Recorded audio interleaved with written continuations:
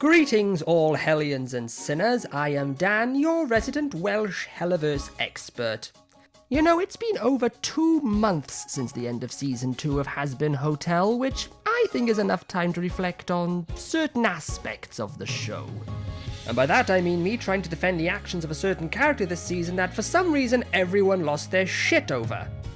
Yes, I'm talking about who was bizarrely Season 2's most controversial character, the Princess of Hell herself, Charlie Morningstar. Yeah, out of all the characters, who would have thought it would be Charlie that would come close to being everyone's most hated character? And we've got Valentino! Oh yeah, he kind of just became a bit of a joke this season, but maybe now that Vox has been dealt with, he'll go back to being the abusive and controlling asshole we all know him to be. But anyway, back to Charlie. Charlie in Season 2 went through a lot, and I think some people may have judged her too harshly. I can remember so many people just getting so angry with her, saying that she was poorly written, that this was not the Charlie that was in Season 1, Vivzie Pop has destroyed her creation, etc. Now, some criticism is justified, but people were already judging Charlie's actions and motivations before we even had time to see and understand why she was acting like this. But why exactly was she behaving like this? Well, let's actually go and explore Charlie's character in Season 2. Now, I'm gonna be completely honest here, but Charlie was probably the one character I was the least interested in Season 1. Now, that doesn't mean I didn't like her, because I did and still do. She was sweet, passionate, and occasionally funny, but when you compare her to some of the other characters like Alistair, Angel, or even Vaggie, Charlie was sort of just there. Her only goal in Season 1 was to prove that the hotel worked, that redemption was possible, whilst also trying to stop the extermination, which isn't bad, but it just sort of felt like generic main character shit. There wasn't much there to tell us about her as a character. Again, loved her energy and optimism, but she was the least interesting. However, with Season 2, they decided to show one important aspect of Charlie that I think was needed, and that was to put more focus on her flaws. More specifically, her single-minded attitude and selfishness. Now, I'm not saying that we shouldn't have been irritated by Charlie's actions this season, because, yeah, I was annoyed with her at certain points, but as someone who has done creative writing, I just held on to the fact that this was all intentional decisions by Vivzie and that it would pay off at some point. Charlie really was her own worst enemy this season. Her complete disregard to everyone else's opinions and feelings just so she could prove Vox wrong while also playing into his hands for 3.5 episodes was a struggle for us all. She was just so insufferable to everyone around her, completely disregarding Vaggie's concerns, throwing Angel under the bus, completely embarrassing herself and the hotel on live TV, that by the time we got to episode 5, I was just waiting for the crash out to happen. And when it did, I was so relieved because it needed to happen.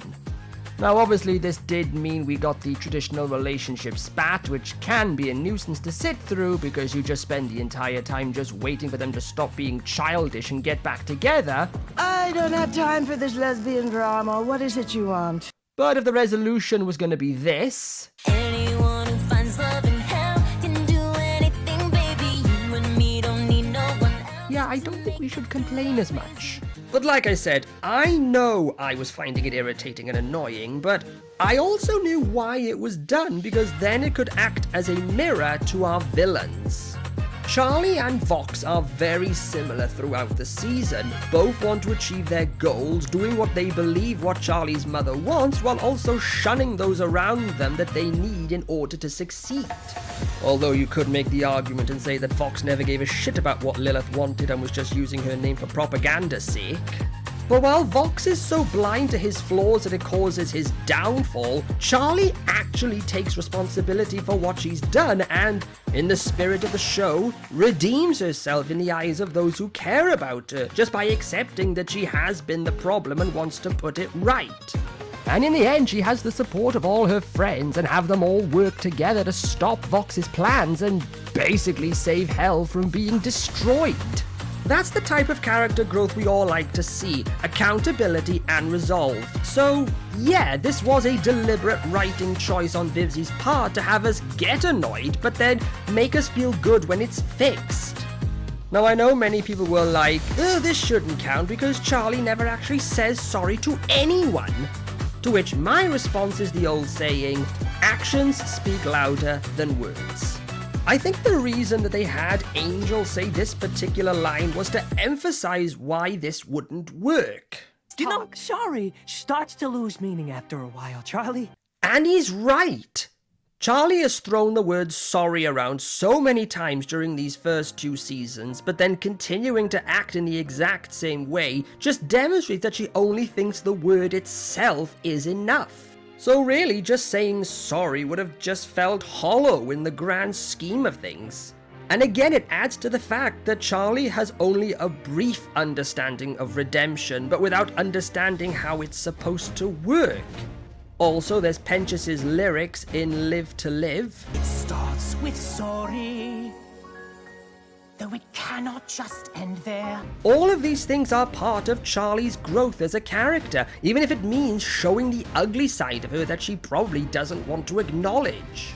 And I think this leads me on to another point I wanted to make, and that was how everyone reacted to Charlie. I do think sometimes fans don't like it when their favorite character is not shown to be this all-perfect being, so that when they are shown the flaws of the character, they either see it as bad writing or as a character assassination. Trust me, when you've been in fandoms for a while, you'll recognize these types of people. But I think there's more to it than just that. We've entered a frankly unhealthy state when it comes to how we perceive characters in media and tend to latch on to a certain character as if we are that character, so that when the character does something that we wouldn't necessarily do, then it reflects badly on that person, as I mentioned before, and I do think that's becoming an issue. People not separating reality from fiction makes things harder for people to enjoy things anymore. It's escapism that feels like it's not allowed to escape. People don't want Charlie to act like she did in season 2 because it makes them feel bad about themselves because they see a bit of Charlie in them. Look, it's fine to relate to characters, just don't force your entire personality onto them when it's not there. Every writer knows what they want from their creations, and if they want a character to act a certain way, it is for a reason. It's all about if it pays off in the end, and honestly, I think this does. Vivzi Pop has said that she based Charlie in this season on herself and on her own flaws and actions, and I think that's a very brave move for anyone within the creative field to show off their personal flaws in their work as a means to help understand their way of thinking. Was Charlie right to act in the way she did? No, but it resulted in her wanting to fix those past actions and, yes, have a redemption arc, which is what the entire point of the show is. Or as Rosie put it, she fucked up, sure. She's flawed, but hey, who down here isn't? Well, there you have it, folks. Did this video make you think any differently about Charlie in Season 2? Or have I just been talking bullshit this entire time?